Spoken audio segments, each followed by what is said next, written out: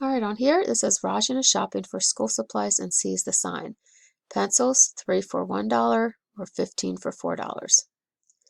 Does the number of pencils purchased and the cost of the pencils represent a proportional relationship? Then we need to explain. The number of pencils purchased and the cost of the pencils is not proportional. The number of pencils purchased and the cost of the pencils is not proportional.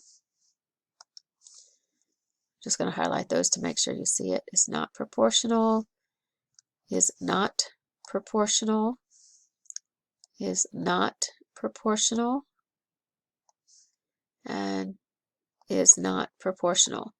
So if you notice that all of those are the same thing, then you know that we know they are all not proportional, so you can just focus on the difference.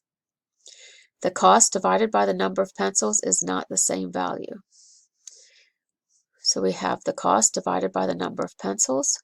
$1 divided by 3 pencils is going to give us 0.33 cents. And that's actually going to be repetitive. The next one, 15 for $4. The cost is $4. Let's go back. Sorry about that. The cost is $4 divided by 15 pencils is going to be 0.26 with a repetend. So it is true, they are not the same value. That is a true statement. B, the number of pencils purchased and the cost of pencils is not proportional because the cost divided by the number of pencils is the same. Well, we just proved that was wrong. So B is not correct.